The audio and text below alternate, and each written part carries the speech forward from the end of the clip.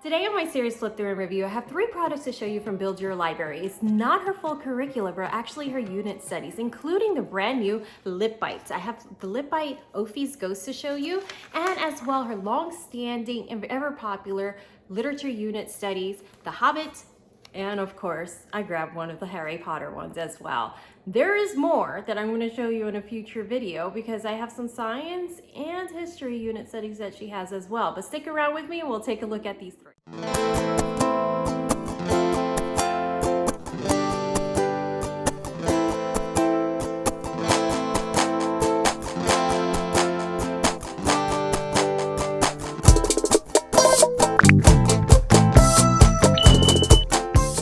Welcome back, friends. If you're brand new to my channel, my name is Arlene with Arlene & Company. As I said before, I kind of went on a little shopping spree at Build Your Library. She's having her 10th anniversary sale, and it's pretty damn cool. So I went ahead and grabbed a few units. I grabbed some of her new Lip Bites. This is not my only one, but I wanted to show you the Ophi's Ghost because this is the one that we are currently doing in action. And then we grabbed some of her older unit studies, The Hobbit. It's been a while since we did this. We actually did The Hobbit with not Build Your Library, Blossom and Root during level 2, so that seems like ages ago. And I also grabbed Harry Potter because we haven't done Harry Potter unit in forever, and I grabbed the Chamber of Secrets because I feel like that's a good starting point, not at book 1, because that one is a little bit more fresh to them. But I also grabbed some of the science unit studies and also the history one, the World War II, and I will be sharing those in another video at another time. But yes, I have quite a bit for you. So what these would be good for, just a little recap.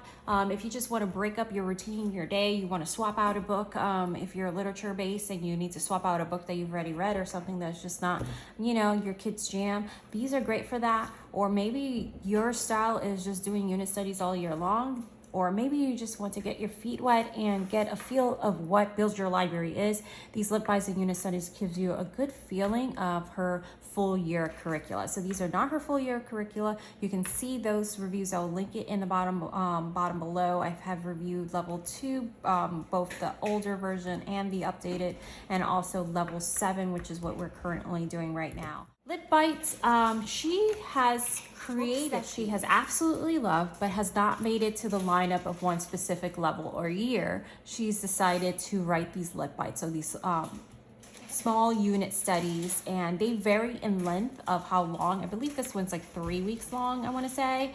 So depending on the book, how long they vary, and you can see that. And her goal is to release one every month, and I have been seeing that, and listen, you guys, I am absolutely like in love, and I love it. It's very intentional, and it's just kind of very easily flows into what we like to do. So for example, this with the Lip Bite, you have the breakup with the schedule on here. So you're going to see this little familiarity if you've seen the Build Your Library curricula before.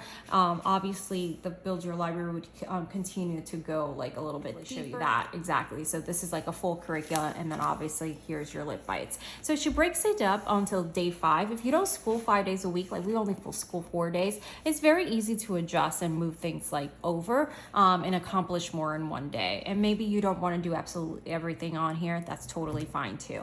So here it's broken up for the week overview, and then you have it set up day by day. Very simple for you to do. So before you read, she brings up the historical point that is acknowledged in this book, and for this particular one with Ophi's Ghost is the Great Migration. So I really love that we opened up with a discussion of like naturally going into another historical event and opening, and then we watched the video that was suggested, and then there's also the breakdown of what to read. It tells you the flow of it or pace it for you. So you have day 2, you're going to read chapter this, day down, well, you can go on your own pace if you want to ignore that.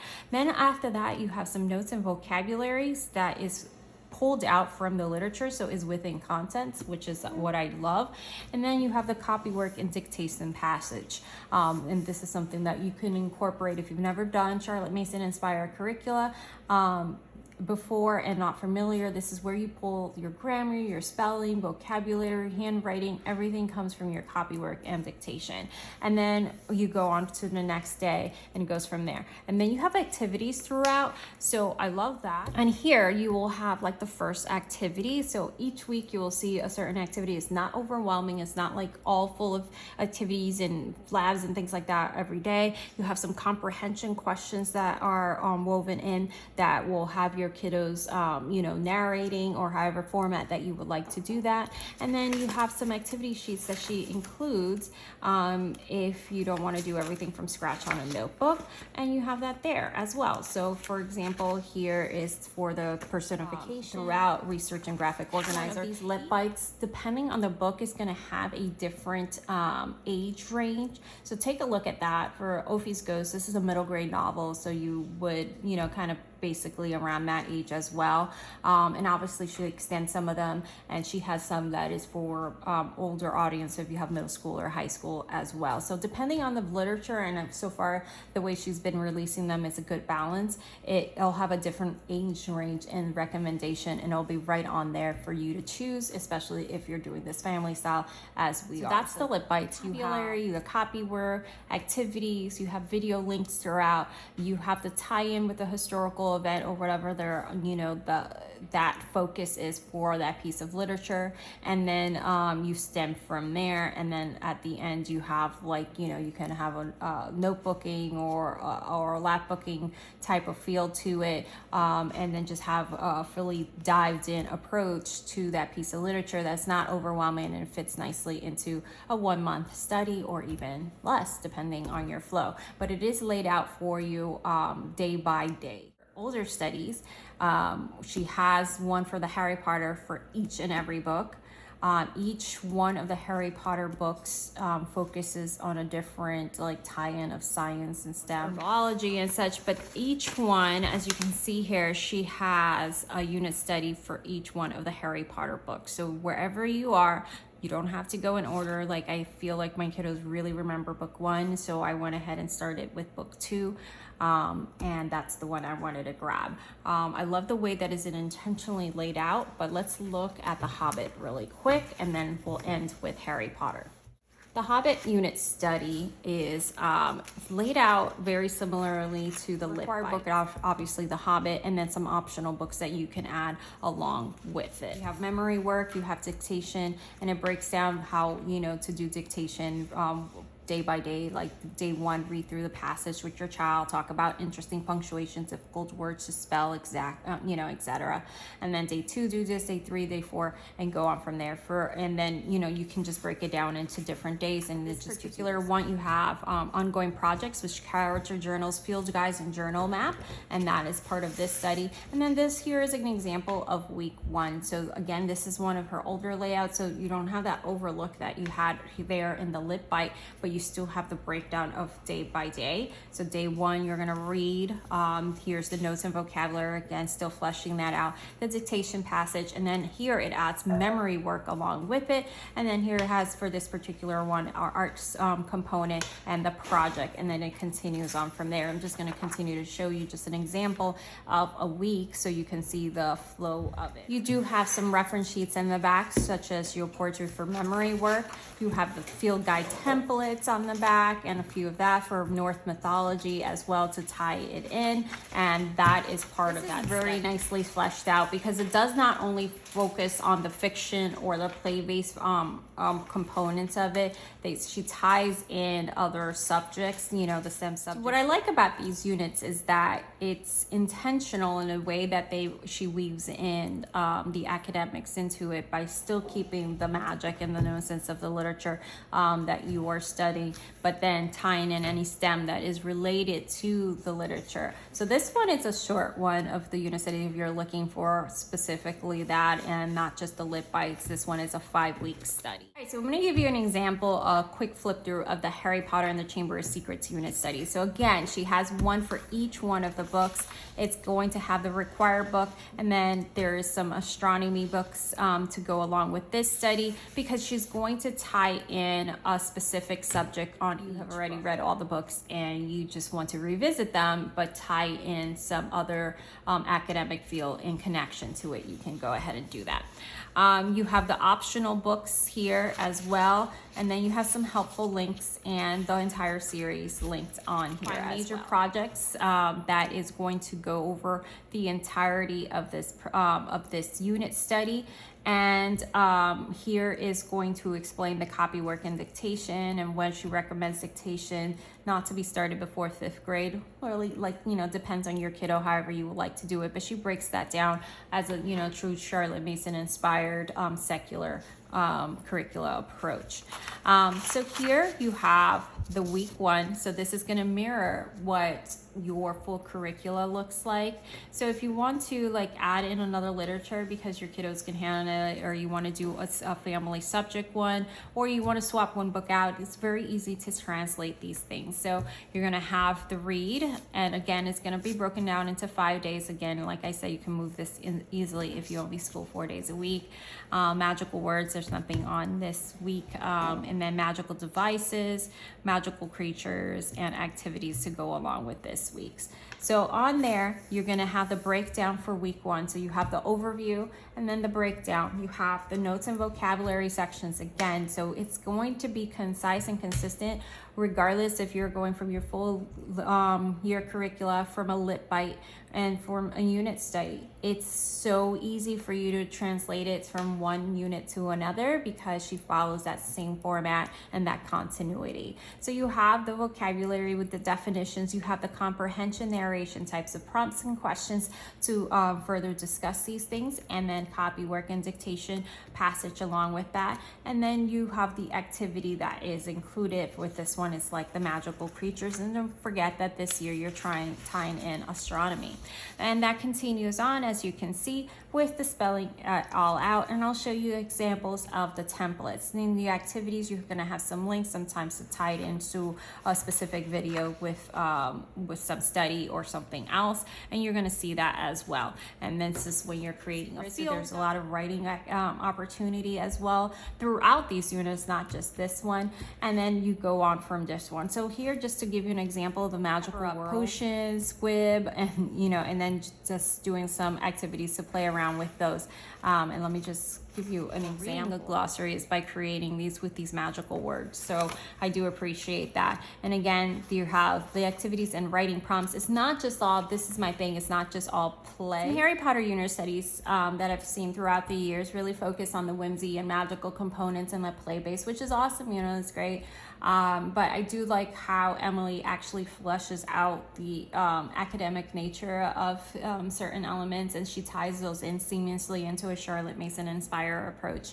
And you know, you can build, you know, vocabulary, English language arts, and things like that out of it. You can be like the writing and prompts, and there's one of these units that you're writing a newspaper throughout, and then there's major projects that are very intentional. Options for some final activities at the end that you can go ahead and do. So there is really ample opportunity to really flesh this out beyond what it's set up or how many devices. Here is just some examples of these templates: magical creatures, the alliterative book title. You have the guide with just the book, and now you have the tie-in with the astronomy component. So each of these units has a tie-in. So like I said, herbology was this hot work course. So each course obviously ties in with a subject, like I explained. This one is gonna focus on constellations and the night sky, and you're gonna have some tie-ins, a stargazing journal, constellation field guide, some required books and some optional books to look at, and some helpful links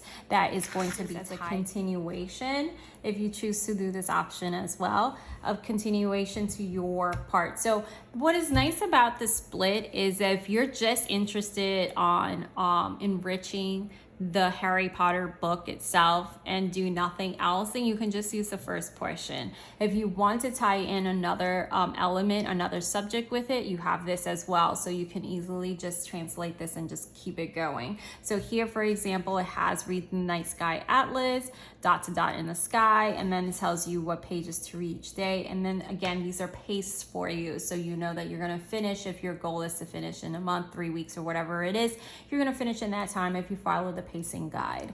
And then you have the vocabularies and the activities. And the activities, just for an example, for week 1, my place in the space activity page, create your own constellation, make a stargazing flashlight, stargazing notebook constellation page for Orion, and then and it continues on from there. And then the breakdown, let me just let you look at the first week, a couple of days sample. You have the read, and then the activity, complete my place. And this part is not overwhelming and too much, like all the you've had quite a bit of vocabulary and dictation and all that stuff in the actual Harry Potter book section, and here is not going to be overwhelming. It's just going to have that additional, keep it nice and I don't want to say simple, but less than the first portion, right? So you have the define these terms on the vocabulary page, which they have on this guide, and then the activity that goes along with it, and then breakdown for each day. It's very easy, very to follow, and it's spelled out for you. So at the back, just to give you an example of the astronomy portion of it, is you have the vocabulary sheet. You have a template right here if you don't use a separate notebook and want to write your own, and these are all the vocabulary terms that you're going to be covering throughout this unit. And then you have some templates, create your own constellation, my place in the space. This, oh my goodness, have I guys told you about my child and my youngest in geography? There's a reason we're doing level 7 this year. Oh my goodness. My husband jokes all the time. He's like, does he know what country he lives in yet? Like, he knows the country, but my goodness, the continent stuff. We've done everything. The cups, fitting in the cup, everything. Like, the boy is a genius in so many things. And but this is like a hang up on him of knowing, like, the breakdown, me, street, this, country, planet, solar system, universe. My daughter is like a science whiz, but then he's an English language arts whiz, so I guess it's a good balance. But anyways, this would be a fun thing for him. And maybe perhaps when I ask, what continent do you live in? And we're like, well, we got to America. Now he just says America. Okay, almost. Anyways, there's my funny story for the day, and a few constellations and some coloring and labeling, things like that. Just look, she always has the recommended age for each of her unit studies, so look at those and have that gauge. And if your kiddo's a little bit younger but they're ready for the Hobbit as a read aloud and not as an independent read, and listen, these guys are expected to be as a read aloud. We get these questions all the time. And they're like, well, my child can't read this or whatever. They're meant for to read together, as a read aloud. Now, if you want to have your child gain some independence and things like that, and you want them to read it on their own, that's your jam. That's totally fine. But they're not. If your child is just still struggling with reading, but their comprehension is there, and they're older, definitely know that you can do these as a read aloud as intended. If not, you can do something else. The lip bites are something that I'm super excited about. These I had not done, so I just really wanted to do them as well, and I really like the way that is formatted and the way that she fleshes out the information that's in there. I love what she's done with the progression of these unit studies and moving on to these lip bites, because the historical component of this particular unit, especially, and the way that it's brought out a lot of great discussions of the Great Migration and things like that, and especially like my youngest, it was very intuitive in the way that he was responding to things and the way that he was asking questions and what he was getting from the information he was being exposed to and re-exposed to in a lot of cases. So I really do enjoy the way that she seamlessly ties in literature with historical events and very important events in our history. So I really do love that, and I probably will buy every single lip bite that comes out, because that's just, they're my jam. And I know you guys saying, like, how many things can you fit in? Listen, I pause something and then I start something else, because I can do that.